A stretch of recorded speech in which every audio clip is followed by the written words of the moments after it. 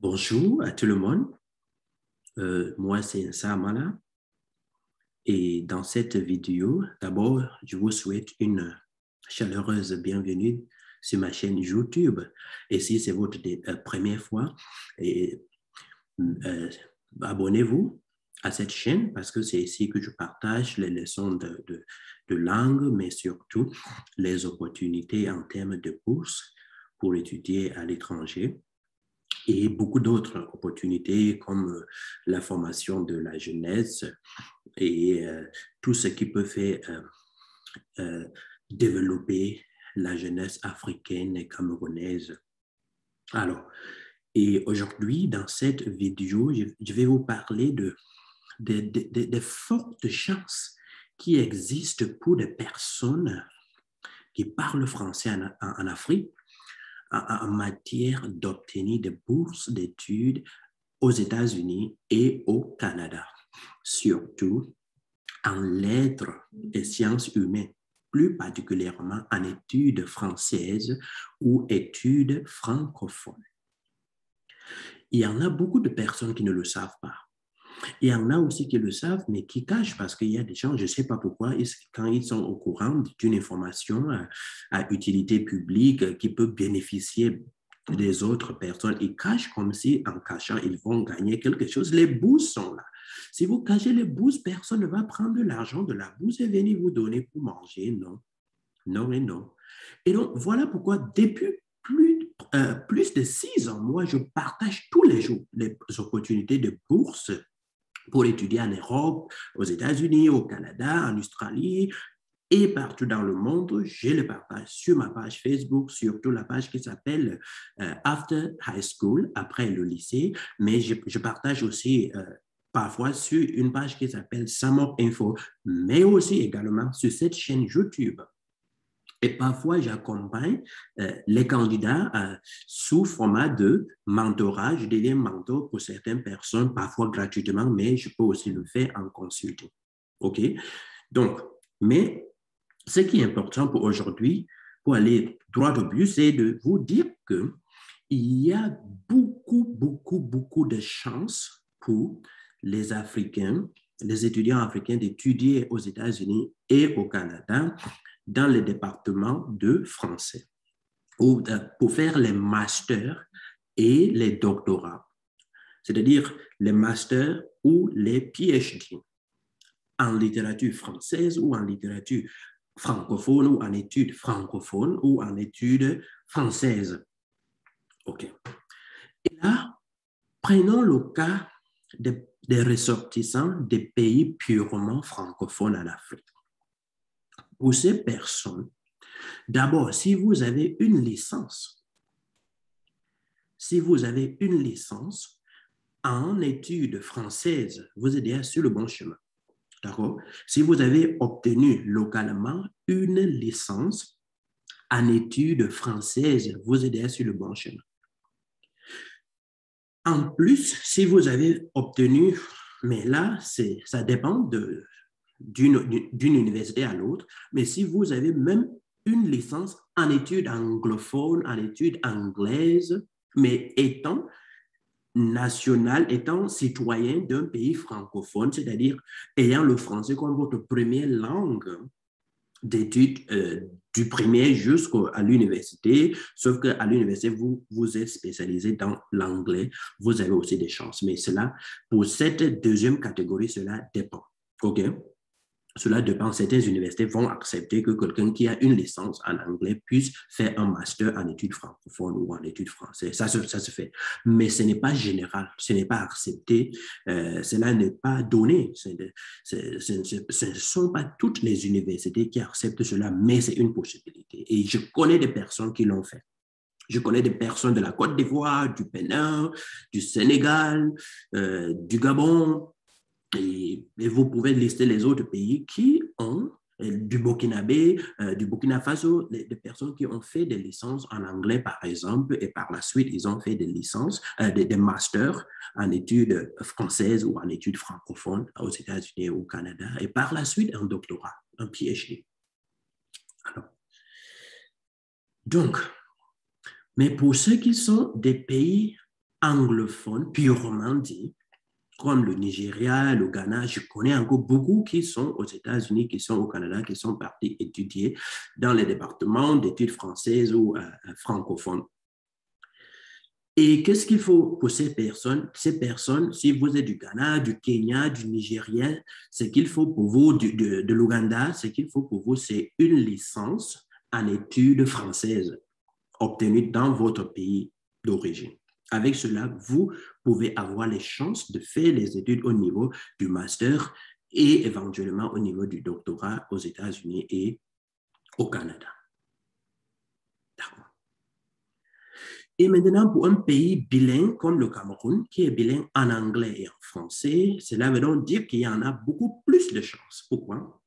Parce que pour les étudiants anglophones, ils peuvent, s'ils ont fait soit les études françaises ou les lettres, c'est-à-dire ce qu'on appelle lettres modernes françaises au Cameroun, ou ce qu'on appelle lettres bilingues en anglais et en français, et parfois même lettres trilingues. Je sais que l'Université de Nchang offre un programme de lettres trilingues. Je crois même que Ngouakele, si je ne me trompe pas, Ngouakele est en train de le faire.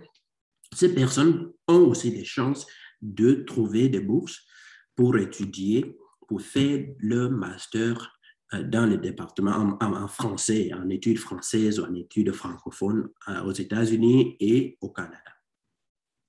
Et pour ceux qui sont donc francophones, c'est-à-dire ceux qui ont fait le bac au lieu du GCE Advanced Level, ils ont la chance que si vous avez une licence en lettres modernes françaises ou une licence en études bilingues, lettres bilingues, ou une licence en anglais, d'accord, vous avez aussi la chance de pouvoir trouver la possibilité d'étudier, d'obtenir un master ou un doctorat, un PhD aux États-Unis, au Canada. Et alors, cela dit donc, généralement, qu'est-ce qui se passe? Il faut savoir, ce n'est pas tout le monde qui a une licence qui peut obtenir ces bourses-là. Il y a quelque chose de fondamental. C'est la moyenne générale pondérée. The Grade Point Average.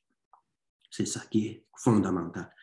Et en dehors de ça, maintenant, les activités périscolaires, extrascolaires et aussi les publications comptent beaucoup et les lettres de recommandation. Mais avant toute chose, je dis ça parce que les gens vont écouter cette vidéo et parfois des gens qui ont des licences avec une passable comme mention, les licences avec 11 sur 20 comme moyen et ils vont commencer, là, vous n'avez presque pas de chance. Il ne faut pas perdre le temps.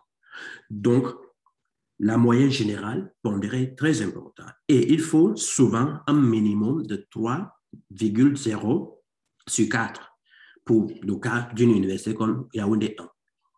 Si vous êtes dans une université où on exprime la moyenne générale pondérée sur 20, il faut au moins 15 sur 20. C'est-à-dire votre moyenne finale à la fin de votre parcours de licence. Ou si vous êtes dans une université où on exprime cela sur 100, bon, il vous faut au moins 75 sur 100. Si vous avez cela, c'est-à-dire vous avez une licence dans les filières que je viens de lister et que vous avez une moyenne minimum de 3 sur 4 ou 15 sur 20 ou 75 sur 100, vous êtes sur le bon chemin. Vous pouvez postuler pour soit des postes de master ou des postes de doctorat, parce que parfois même, il y en a des universités au Canada et aux États-Unis où on peut vous accepter avec une licence directement dans un programme de doctorat. Mais sauf que, comme le doctorat, normalement, aux États-Unis et au Canada, dure au minimum 4 ans et va jusqu'à 6 ans, pour les personnes qui viennent juste avec la licence, dans ce cas, vous aurez encore plus de temps parce que vous allez faire un master, le chemin faisant. OK? Au fil de temps, vous allez d'abord finir les études équivalentes au master avant de procéder dans le doctorat. Mais dès le départ, vous êtes inscrit dans un programme doctorat. Ça se passe, mais c'est rare, mais ça se passe. Mais sinon, la plupart des universités, vous allez d'abord faire un master en études françaises ou francophones et par la suite, vous allez donc faire un doctorat si cela vous intéresse. D'accord? Et généralement, il faut aussi un sujet intéressant pour votre mémoire de master ou pour votre thèse de doctorat. Donc, il faut quelque chose de convaincant, quelque chose qui est convaincant. Si vous voulez faire le master. Donc, ça veut donc dire qu'on ne fait pas comme on fait dans nos pays ici où on peut déposer peut-être son acte de naissance et se relever de notes et le diplôme certifié et on choisit la filière à faire et c'est tout. Non, il faut aussi rédiger des bons essais, de bons essais ou de lettres de motivation accompagnées d'un bon sujet de rédaction, de dissertation, de mémoire ou de thèse. Cela est très essentiel. Donc, et je suis toujours disposé à aider par voie en mode de consulting ou comme le temps me permet, accompagner certaines personnes. Mais ce qui est important pour moi, c'est de vous partager l'information et vous pouvez aller maintenant à la recherche. Allez taper les noms des universités américaines. Et là, il y a aussi une chose que vous devez savoir, surtout aux États-Unis. Généralement, les études françaises et les études francophones sont rattachées dans les départements dits Department of Romance Languages. OK? Dans ces départements-là, il y a la langue française ou les études françaises et francophones. Il y a les études hispanophones, OK? Et il y a aussi les études lusophones. Cela veut donc dire que pour les personnes, les ressortissants, par exemple, de la Guinée équatoriale, vous avez aussi les chances, ou ceux qui ont des licences en espagnol, vous pouvez aussi postuler pour faire un master en études hispanophones. Et pour les ressortissants des pays tels que la Mozambique, l'Angola, la Guinée-Bissau, vous pouvez aussi faire des masters et des PhD en études lusophones. Cela, c'est aussi possible. Mais la plupart des personnes que je connais dans ces universités, parce qu'il y en a aussi des universités qui n'ont pas de département des études lusophones ou hispanophones, mais qui ont en français. Presque toutes les universités ont des départements de français aux États-Unis. Et il y en a beaucoup de Camerounais là-bas. Et aussi au Canada qui sont partis sur ces bourses. Et je peux vous donner quelques noms des universités, mais c'est à vous d'aller chercher les autres. Surtout une université comme l'université d'Alabama, University of Alabama, OK? L'University of Alabama, ils sont très accueillants envers les étudiants venant de l'Afrique, surtout le Cameroun, parce qu'il y en a des professeurs là-bas qui ont des connexions de recherche avec le Cameroun. Il y a une université comme l'University of New Mexico. Il y a des autres universités. Je vous jure, presque toutes les universités aux États-Unis ont ce département de français ou de romance languages au sein desquels vous pouvez faire des études françaises ou des études francophones au niveau master et PhD. Et alors, comme je dis déjà presque vers la fin de la vidéo, comment ça se passe au niveau des bourses? Je ne vais pas dire toutes les universités, au moins il y en a certains qui ont des difficultés financières, mais la grande majorité des universités canadiennes et américaines, dès lors que vous êtes admis dans le programme de master, il y a la garantie de financement. Ils appellent ça garantie de funding. Et généralement, qu'est-ce que cela veut dire? Et c'est beaucoup plus disponible au niveau du doctorat. Qu'est-ce que cela veut dire? Cela veut dire que lorsque vous postulez, vous n'avez même pas besoin de vous inquiéter par rapport à la bourse. Non, il faut seulement avoir un bon dossier, des bonnes lettres de recommandation, une bonne lettre de motivation, un bon sujet de recherche. Après, le reste va venir parce que si vous êtes admis, en même temps que le département vous admet, le département vous octroie une bourse. Et généralement, cette bourse a deux aspects où se divise en deux. Il y a ce qu'on appelle teaching assistantship, il y a ce qu'on appelle research assistantship et parfois aussi une partie qui est une bourse gratuite. Donc, généralement, alors, aux États-Unis, quand on vous donne une bourse au niveau de master ou de PhD, cela veut donc dire qu'il y a une partie qui est une bourse qui est gratuitement offerte à vous pour vous aider à étudier et vous n'avez à rendre compte à personne, sauf que vous devez être sérieux avec vos études. et une partie qui peut être soit des teaching assistantship ou des research assistantship. Et là, si c'est le teaching assistantship, ça veut dire que vous devez donner les cours. Si vous êtes au master, vous devez donner le cours au niveau des licences. Et donc, ça, c'est un paiement contre les coûts que vous allez donner. Vous pouvez aider un professeur à corriger les devoirs. Vous pouvez quand même assister même à donner les cours vous-même, surtout lorsque vous êtes bien au niveau du doctorat. Et de la même manière, on peut aussi vous donner ce qu'on appelle les research assistantship, mais généralement, avec les research assistantship, c'est presque comme la bourse parce que, effectivement, ce qu'on veut de vous, c'est de vous concentrer bien sur votre travail de recherche. Donc, ça veut donc dire que si vous entrez dans le site web d'une université où vous voulez aller étudier, si d'abord vous avez une bonne moyenne générale pondérée, minimum de 3 sur 4 ou de 15 sur 20 ou de 75 sur 100, il faut aussi regarder, voici l'université donne la garantie de bourse sur admission. Parce qu'il y en a qui peuvent dire que non, nous, on ne donne pas la bourse ou on peut donner la bourse avec un certain nombre, mais le reste de personnes, vous devez vous débrouiller. Et dans ce cas-là, je vous conseille de, si vous pensez que vous n'êtes pas un candidat très fort, il ne faut pas essayer. Mais si vous êtes un candidat très, très fort, vous pouvez essayer. D'accord? Oui. Donc, et cela dit, je vous encourage à exploiter cette opportunité pour ceux qui veulent continuer leurs études. Mais je profite aussi de l'occasion pour pour répéter mon message que j'ai adressé il y a quelques semaines à ceux qui venaient d'avoir le GC Advanced Level et le bac pour entrer dans les universités. Pendant que vous entrez dans les universités, il faut savoir ce que c'est la moyenne générale pondérée, le GPE in English, Grade Point Average. Pourquoi? Pour étudier bien, pour avoir de bonnes notes, pour qu'à la fin de votre parcours de licence, vous ayez au moins les 3 sur 4 ou les 15 sur 20 ou les 75 sur 100.